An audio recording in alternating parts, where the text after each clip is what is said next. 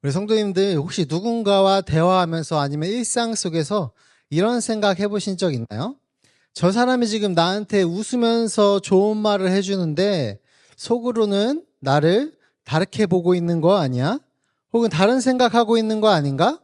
이것이 연인 사이나 직장이나 가족 간에도 우리는 뭘 하려고 애쓰는 거죠? 상대방이 한 말에 숨은 뜻을 찾으려고 애쓰는 겁니다. 숨은 뜻을 찾으려고 애를 쓰는 거죠.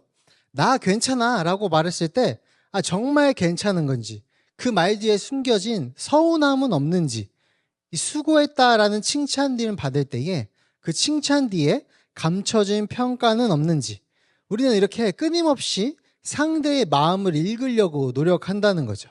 우리는 왜 이렇게 복잡하게 생각할까요?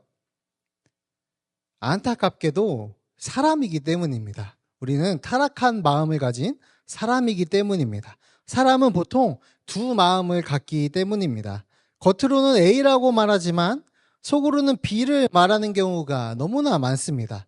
우리가 말할 때에도 나는 A를 원하지만 B라고 말할 때고 많다는 거죠. 그래서 우리는 관계 속에서 상처받지 않기 위해서 혹은 더 나은 관계로 발전하기 위해서 눈치를 보게 되고 마음을 재는 법을 배웁니다. 물론 인간관계에서는 이런 것을 지혜라고 표현하기도 합니다. 상대의 속마음을 알아채고 배려하는 섬세함도 있어야 하고, 또 반대로는 어떨까요? 아무런 숨은 의도가 없는데 혼자서 너무 깊이 파고들어서 오해하는 일도 없어야겠죠. 이 균형을 맞추는 것이 바로 관계의 기술일지도 모르겠습니다. 그런데 여러분, 우리가 이 복잡한 인간관계 방식을 하나님께도 적용하고 있는지 살펴봐야 합니다. 왜냐하면 우리가 인간끼리 사람 대 사람으로 관계를 쌓을 때 이러한 관계의 기술을 하나님께 적용하다 보면 문제가 생기기 시작합니다. 왜냐하면 하나님은 어떠신가요? 하나님은 어떠신 분이죠? 하나님도 우리가 기도할 때마다 저 사람의 마음속에 진짜 기도하고 있는 것인가? 중심을 테스트하고 우리가 하는 말을 이리저리 재면서 숨은 의도를 찾는 것에 초점을 맞추고 계실까요? 우리가 조금이라도 부족한 모습을 보이면 하나님께서는 실망하시고, 우리가 드린 헌신이 마음에 들지 않으면 뒤끝을 남겨두는 그런 복잡한 분이실까요?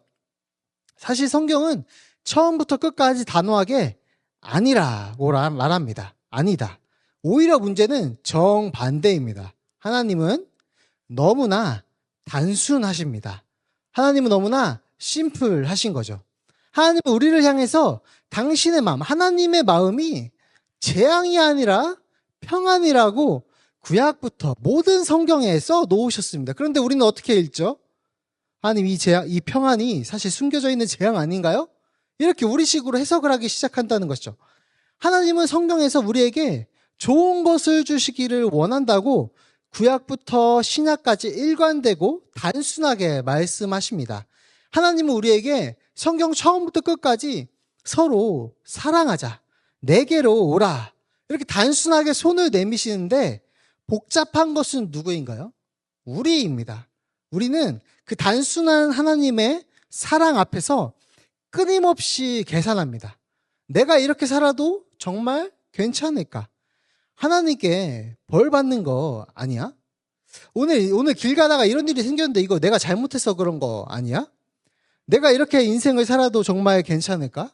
혹은 내 인생 이러다 망하는 거 아니야? 우리는 하나님의 단순한 진심을 우리 자신의 복잡함을 마음에 두고 오해하고 왜곡하기 시작합니다. 이 기도에 대해서도 그렇습니다. 원하는 것이 있을 때, 삶이 너무나 힘들 때 우리는 간절히 기도하게 됩니다. 그런데 우리는 너무나 쉽게 그 기도의 끈을 놓게 됩니다. 왜 그럴까요? 하나님에 대해서 오해를 하고 두 마음을 품고 하나님의 단순하신 성품을 오해해서 그렇습니다. 하나님의 일관되게 우리에게 구하라고 말씀하셨지만 우리는 너무나 쉽게 포기한다는 거죠. 그럼 기도의 끈을 놓지 않을 수 있는 힘은 어디에서 나올까요? 내가 잘나서? 내 믿음이 대단해서? 나는 기도의 세대니까. 이런 것에서 나올까요? 아닙니다. 우리가 기도를 포기하지 않을 수 있는 유일한 근거, 확실한 단서는 바로 우리를 향한 하나님의 단순하고 선하신 성품 때문입니다. 다시 한번 강조하면 내가 잘나서가 아니라 내가 기도를 계속할 수 있는 것은 하나님 때문입니다. 하나님의 성품 때문이라는 거죠. 그래서 오늘 우리는 야고보서 1장 이 5절부터 8절 말씀을 통해서 우리를 향한 하나님의 뜻이 얼마나 단순하고 또한 선한지, 그리고 그 단순하신 하나님 앞에서 우리는 어떤 마음으로 서야 하는지 나눠보고자 합니다. 이 시간을 통해서 하나님에 대한 모든 복잡한 오해를 내려놓고 단순하신 아버지 품에 안기는 은혜가 있기를 주님의 이름으로 축복합니다. 이 오늘 본문은 그리스도인의 삶에 찾아오는 여러 가지 시험과 인내, 우리가 앞에서 살펴본 이 4절까지 그 시험과 인내에 대해서 말한 직후에 이어지고 있습니다. 야고보는 시험을 잘 견뎌내면 뭐라고 말했냐면 온전하고 구비하여 조금도 부족함이 없는 사람으로 우리가 자라날 것이라고 말합니다. 근데 우리가 저번에도 나눴듯이 이게 엄청난 약속이란 말이에요. 우리가 온전하고 조금도 부족함이 없다. 사실 말이 안 되는 이야기입니다. 이 약속을 듣는 우리의 마음이 어땠나요? 나는 온전한가 거리가 멉니다. 저는 부족한 것 투성이인데 어떻게 그게 가능합니까? 라고 생각했을 것이고 이 메시지를 듣던 원수신자도 그렇게 생각했을 것입니다. 근데 바로 그 마음을 아시고 야고보는 바로 곧바로 해답을 말해줍니다. 우리 5절 말씀 다시 한번 읽어보겠습니다. 시작. 너희 중에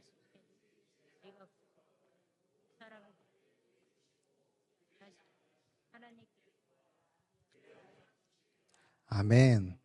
온전하고 구비함이 없게 우리가 완벽해지도록 하신다는 그 말씀을 들으면 우리가 내가 어떻게 될 수 있지라는 의문이 솟아오르기 시작하는데 거기에 대한 답이 5절이라는 겁니다. 이 말씀은 놀라운 통찰로 시작하죠. 너희 중에 누구든지 지혜가 부족하거든. 이 원문으로 보면 이 문장은 혹시라도 지혜가 부족한 사람이 있다면 이라는 가정보다는요. 너희에게 지혜가 부족한 것은 당연하다. 내가 다 알고 있다. 이렇게 말하는 것에 가깝습니다. 하나님은 우리가 부족하다는 사실을 이미 다 알고 계십니다. 우리가 온전하게 되기에 부족하다는 것을 알고 계십니다. 우리가 시련 앞에서 어떻게 반응해야 될지 몰라서 허둥대고 고난 속에서 기뻐하라 하셨는데 원망부터 터져나온다는 것을 너무나 잘 아십니다. 그게 우리 아버지이십니다. 그리고 하나님은 그게 그런 우리의 부족한 마음이 부끄러운 일이 아니라 은혜가 시작되는 출발점이라고 말씀하십니다. 그렇다면 이 지혜는 무엇일까요? 지혜. 단순히 머리가 좋아지는 것, 혹은 세상 물정에 밝아지는 것. 아까 우리가 처음에 나눈 그 관계 기술을 잘하는 것. 그런 것을 의미할까요? 물론 그런 것도 넓은 의미에서는 맞겠지만 이 성경에서 말하는 지혜는 언제나 실천적인 능력입니다. 그것은 하나님의 뜻이 무엇인지 생각하고 그 뜻을 내 삶의 구체적인 현실 속에서 살아낼 수 있는 능력을 말합니다. 쉽게 적용해보면 어떤 시련이 다가왔을 때 이렇게 생각하는 게 지혜로운 사람이라는 거예요. 성경에서 말하는 시련이 나를 무너뜨리기 위한 하나님의 벌이 아니라 나를 온전하게 만들기 위한 연단의 과정이구나 라는 관점을 갖는 게 바로 성경에서 말하는 지혜입니다. 이 지혜가 없으면 어떻게 되겠죠, 그럼? 시험 앞에서 넘어지는 겁니다. 시험 뒤에 있는 하나님의 큰 계획을 전혀 깨닫지 못하고 그 시험만 보면서 문제만 보면서 무너지고 좌절하고 낙심해서 일어나지 못하는 상황이 되는 것이죠. 그래서 하나님은 명령하십니다. 구하라. 이것은 구해도 괜찮다라는 허락이 아닙니다. 반드시 구해야 한다라는 강력한 명령입니다. 그리고 이 단어는 지속적으로 반복해서 구하라는 것을 말해줍니다. 마치 예수님께서 구하라 그리하면 너희에게 주실 것이요. 말씀하신 것처럼 끈질기게 아버지의 문을 두드리라고 초대하시는 것입니다. 그런데 우리가 이렇게 담대하게, 끈질기게 구할 수 있나요? 이 끈질기게 담대하게 구할 수 있는 근거가 바로 이어지는 하나님의 성품에 대한 묘사에 담겨 있습니다. 이것이 오늘 핵심입니다. 첫째, 하나님은 후히 주시는 분입니다. 후히로 번역된 단어는 신약 성경에서 딱 한 번 쓰이는데요. 여기에만 등장하는 아주 특별한 단어입니다. 이 단어의 기본 뜻은 관대하게, 우리가 흔히 알고 있는 후히, 관대하게라는 의미도 있지만 더 깊은 의미는 단일하게, 단순하게, 숨은 의도 없이라는 뜻을 갖고 있습니다. 이게 얼마나 놀라운 선언인지 아시나요? 하나님은 우리에게 무언가를 주시고 약속하실 때 다른 계산을 전혀 하지 않으신다는 것입니다. 선물을 주면서 나중에 더 큰 것을 요구할 계획을 세우지 않으신다는 것이죠. 우리를 도와주시면서 우리의 반응을 테스트하려고 하시는 의도가 아니라는 것입니다. 하나님은 우리에게 그냥 좋은 것을 주시는 것이 하나님의 선하신 성품이기 때문에 아주 단순하고 선하신 마음으로 우리에게 주신다는 것입니다. 이 하나님의 단순함이 바로 우리 뒤에서 보게 될 우리의 두 마음과 대조를 이루게 됩니다. 하나님의 두 번째 성품은 모든 사람에게 주십니다. 하나님의 은혜에는 차별이 없습니다. 우리가 기도를 많이 한 사람에게만 은혜를 주실까요? 아니죠. 헌금을 많이 한 사람에게만 은혜를 주실까요? 특별한 직분을 가져야만 은혜를 주실까요? 아닙니다. 가난하든 무지하든 실수투성이든 혼란스러워하든 누구든지 아버지, 저에게는 지혜가 부족합니다 라고 솔직하게 고백하는 모든 자녀에게 주십니다. 이게 모든 사람에게 주신다는 뜻입니다. 그리고 하나님은 꾸짖지 아니하는 분입니다. 꾸짖지 아니하는 분. 이것이 우리에게 가장 큰 위로를 주는 말씀일 것입니다. 우리가 하나님 앞에서 하나님 또 넘어졌습니다. 저는 왜 이렇게 어리석죠? 라고 고백하며 나아갈 때 하나님이 이렇게 말하실까? 그러게 내가 뭐라고 했냐? 봐라, 네 탓이다. 이렇게 말씀하지 않으신다는 것입니다. 우리의 과거 실패를 들추며 창피를 주지 않으십니다. 아담과 하와가 죄를 지었을 때 아담과 하와에게 하나님은 그 죄를 들추지 않고 옷을 만드셔서 입히셨습니다. 그래서 우리가 이런 고민할 때가 있죠. 내가 이렇게 잘못을 했는데 그것이 만천하에 드러나서 나에게 창피를 주어서 내가 그렇게 비참해지면 어떡하지? 이 부분 때문에 하나님에게 솔직하게 나아가지 못할 때가 있습니다. 그러나 하나님은 우리에게 인격적으로 다가오시는 분입니다. 성경에는 물론 그렇게 일부러 죄를 들추시는 부분도 있지만 기본적으로 하나님의 성품은 인격적으로 다가오시는 하나님이십니다. 그 하나님에 기대어야 합니다. 오히려 아무 말 없이 우리를 안아주시며 필요한 지혜를 채워주시는 분이 하나님의 성품입니다.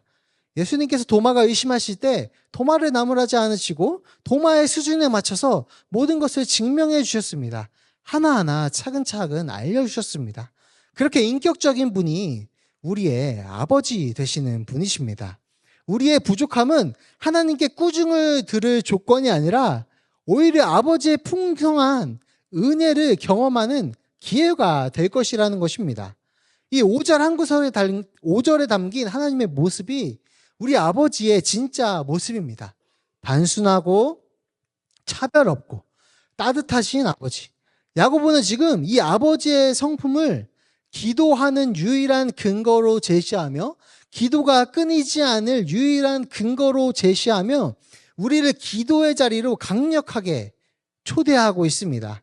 세상의 복잡한 속에서 하나님마저 오해하며 두려워했던 마음을 내려놓고 이제는 아무 꾸짖음 없이 모든 좋은 것을 단순하게 주시는 아버지의 품으로 담대히 나와서 그 풍성함을 누리는 저와 여러분 되시기를 주님의 이름으로 축복합니다.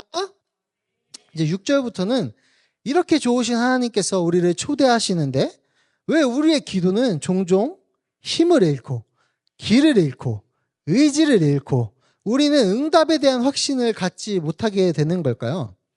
야고보는 이 문제의 원인을 하나님께 있는 것이 아니라 바로 우리 자신에게 있다고 지적합니다. 우리 6절 말씀을 다 같이 읽어보겠습니다. 시작.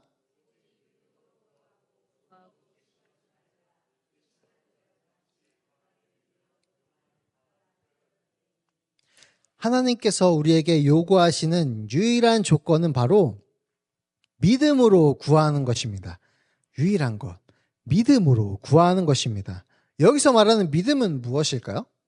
이 하나님이 존재하신다라는 막연한 믿음이 아니라 바로 앞에서 설명한 5절에 나타난 하나님의 성품에 대한 구체적인 신뢰입니다. 하나님은 우리에게 믿음을 선물로 주십니다. 그리고 그 하나님은 우리의 믿음을 구원의 조건으로 사용하시는 것은 아닙니다. 믿음이 구원의 조건은 아니라 구원의 통로로, 도구로 사용하십니다. 우리에게 선물로 믿음을 주시고 그 믿음을 통하여 일하시는 것이죠. 그래서 여기서 말하는 믿음은 하나님의 성품에 대한 구체적인 신뢰입니다. 하나님은 정말로 단순하게 아무런 대가 없이 나에게 좋은 것을 주시는구나. 하나님은 내가 부족하다고 해서 나를 꾸짖거나 내치지 않으실 것이다. 이 사실을 신뢰하는 것이 믿음이라고 표현하는 것입니다. 그리고 그 믿음의 반대편에 있는 것이 뭘까요? 이 믿음과 반대로 서술되는 게 의심입니다. 의심. 여기서 말하는 의심 역시 우리가 살면서 가질 수 있는 지적인 질문이나 이 신앙적인 고민들을 의미하는 것은 아닙니다. 오히려 성경에 나오는 위대한 믿음의 사람들도 수없이 하나님께 질문하고 고민했잖아요. 이것을 의심이라고 보는 것이 아니라 여기서 야고보가 지적하는 의심은 훨씬 더 근본적인 의미입니다. 바로 하나님의 선하신 성품 자체를 의심하는 것입니다. 하나님이 정말로 그렇게까지 좋으신 분일까? 혹은 이 시련은 나를 벌 주시려는 것은 아닐까? 내가 기도한다고 정말 주실까? 하나님의 진심을 믿지 못하는 것을 의심이라고 표현합니다. 더 깊이 들어가면 이 의심은 무엇 때문에 나오는 걸까요? 우리의 어떤 마음 상태에서 이 의심이 나오는 걸까요? 이 의심은 우리의 마음이 두 마음을 가지고 있다는 것을 보여줍니다. 하나님을 믿는다고 말하면서 동시에 세상의 방식, 돈의 힘, 사람의 인정을 더 의지하는 마음입니다. 이게 두 가지 마음을 가지는 시작입니다. 어떤 시련을 만났을 때 하나님이 먼저 떠오르는 것이 아니라 세상의 방법을 먼저 떠올리고 그것을 먼저 시도하는 것.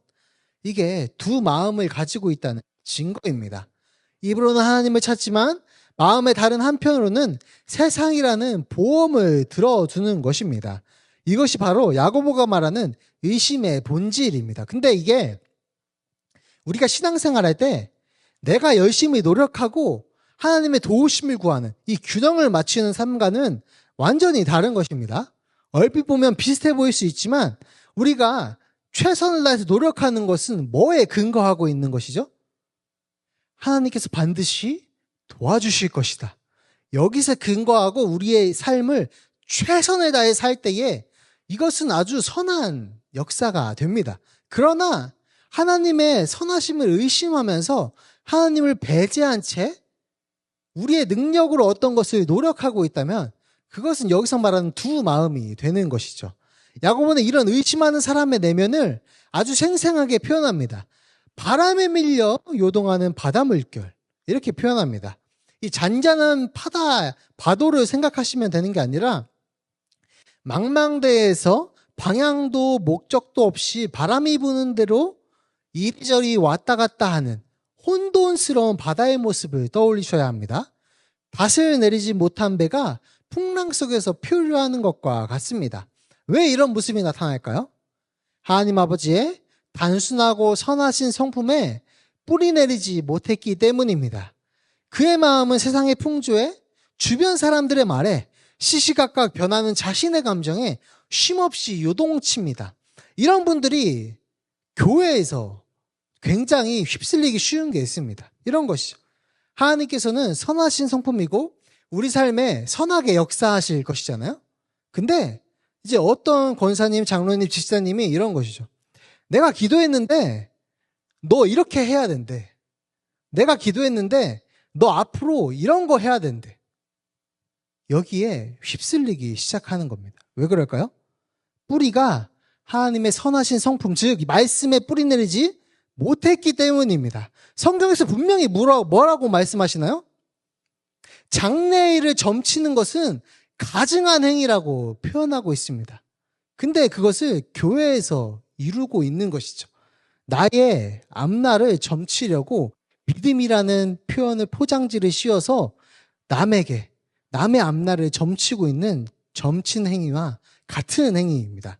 하나님은 내 삶에 선하게 역사하실 것이다. 이 사실에 신뢰하고 있다면 지금 당장 내 앞에 답이 보이지 않아도 우리는 그 신실하심에 뿌리 내린다면 아무렇지도 않고 흔들리지 않고 나아갈 수 있다는 뜻입니다.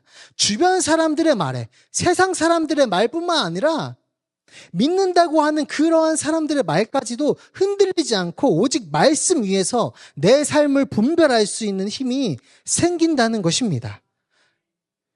우리의 삶 역시 일관성이나 방향성을 가지고 있어야 하는데 이게 바로 하나님의 선하신 성품에 뿌리 내려야 한다는 것입니다. 이렇게 마음이 나뉘어서 하나님을 온전히 신뢰하지 못하면 우리의 삶은 어떻게 될까요? 우리 마지막으로 7절과 8절 말씀 함께 읽겠습니다. 시작. 이런 사람은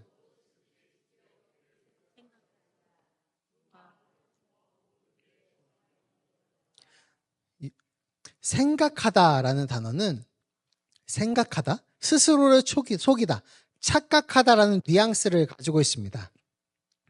죽게 얻기를 생각하지 말라, 착각하지 말라는 겁니다. 하나님을 향한 충성심은 나누어 있으면서 두 마음을 가지고 있으면서 하나님의 선한 선물 받기를 기대하는 것은 큰 착각이다라고 말하는 것입니다.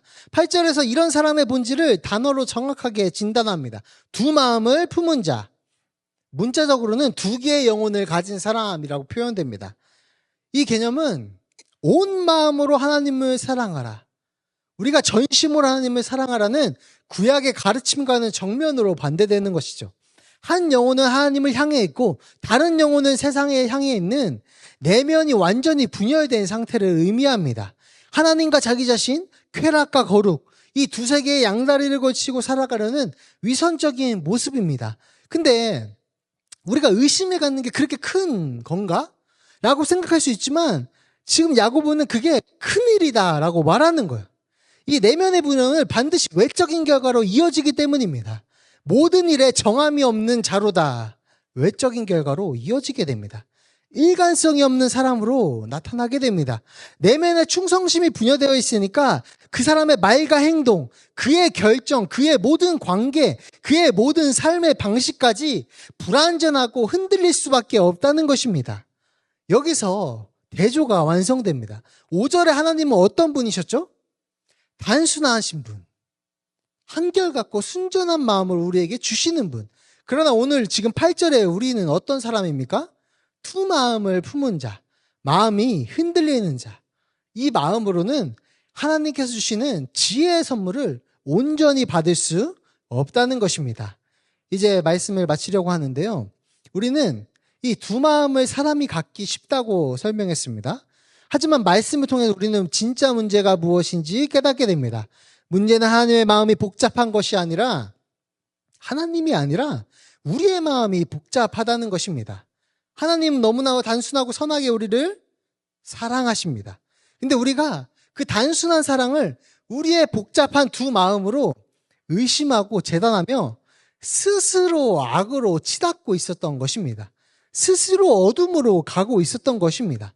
그렇다면 어떻게 해야 우리는 이 흔들리는 마음을 고칠 수 있을까요? 내가 마음만 먹으면 될까? 이제부터 의심하지 말아야지. 무조건 믿어야지. 믿습니다. 이렇게 결단하면 될까요? 아닙니다. 이것 또한 또 다른 형태의 자기 의지입니다. 우리의 결심은 또 쉽게 무너질 것입니다. 오늘 말씀이 제시하는 유일한 해답은 5절에 하나님의 성품으로 돌리는 것입니다. 우리의 단단한 믿음은 우리 안에서 억지로 만들어내는 것이 아니라 하나님의 단순하고 선하신 성품에 대한 응답으로 주어지는 선물입니다.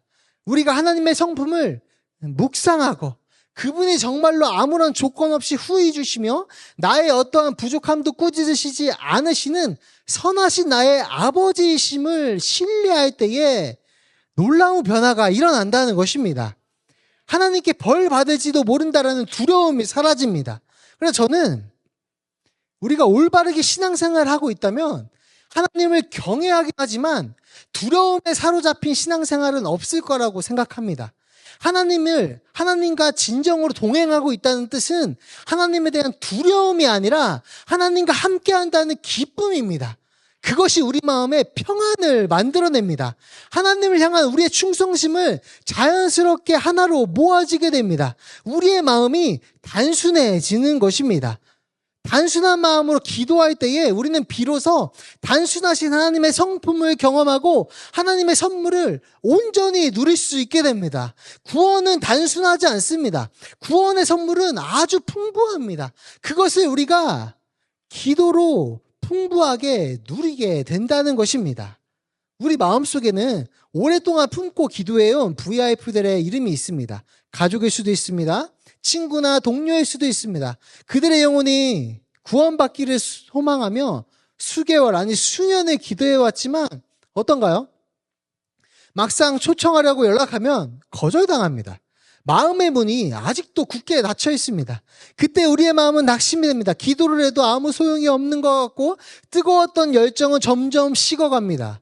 바로 그 마음이 오늘 야고보서가 말하는 의심의 또 다른 모습일 수 있습니다. 하나님의 존재를 의심하는 것이 아니라 과연 하나님이 저 사람을 구원하실까? 이 정도면 하나님께서 저 사람을 예정하시지 않은 거 아닐까? 하나님의 선하신 성품을 의심하기 시작하는 것입니다. 그 순간 우리의 마음은 나뉘게 됩니다. 기도하면서 한편으로는 포기하고 기도하면서 한편으로는 거절당할 것을 예상합니다. 두 마음을 품고 흔들리는 바다 물결처럼 우리의 전도의 마음은 힘을 잃게 됩니다. 그러면 우리의 이 지친 마음에 오늘 말씀에 무엇라고 말씀하고 계시죠? 하나님은 단순하시다. 하나님의 성품은 선하시다라고 말씀하십니다. 잃어버린 한 영혼이 돌아오기를 애타게 기다리시는 것이 아버지의 단순한 성품입니다. 하나님은 두 마음을 품지 않으십니다. 모든 영혼이 돌아오시기를 애타게 기다리십니다. 오늘 우리가 구해야 하는 지혜가 바로 이것입니다. 하나님, 저 VIP를 이번에 꼭 보내주십시오. 이 기도와 더불어 하나님 이 상황을 하나님의 눈으로 보게 하는 지혜를 허락하여 주시옵소서. 그래야 우리의 마음이 낙심하지 않고 그 한 영혼을 끝까지 품을 수 있습니다. 그 마음이 우리에게는 필요하다는 것이죠. 혹시 이번에 VIP가 오지 않으면 우리가 실패한 전도자가 되는 건가요? 아닙니다. 기억하셔야 합니다. 우리 아버지는 꾸짖지 아니하시는 분이십니다. 그분은 우리의 열매가 아니라 우리의 중심을 보십니다. 영혼을 향한 우리의 사랑과 기도의 눈물을 귀하게 보시고 그 과정을 귀하게 보시고 우리를 책망하지 않으십니다. 이제 하나님의 은혜를 받아들이고 우리가 멈춰야 할 것은 숨겨진 다른 뜻이 있는지 자꾸만 들춰보려는 습관을 멈춰야 합니다. 하나님께서 말씀하신 그대로 믿으셔야 합니다. 하나님께서 단순하게 주신다고 하시면 단순하게 받으셔야 합니다. 하나님께서 꾸짖지 않으신다고 하시면 결과에 대한 두려움 없이 담대하게 나아가셨으면 좋겠습니다. 그래서 흔들리는 바다 물결 같은 우리의 삶과 사역이 하나님의 굳건하신 단순하신 성품 위에 굳건히 서는 기적이 시작될 것입니다. 우리의 삶이 송두리째 바뀌어서 굳건해지고 단단해지고 그 어떤 것에도 오롯이 서 있는 신앙의 삶이 시작될 것입니다. 하나님의 단순함이 우리의 복잡함을 이기는 승리를 경험하는 저와 여러분 되시기를 주님의 이름으로 축복합니다.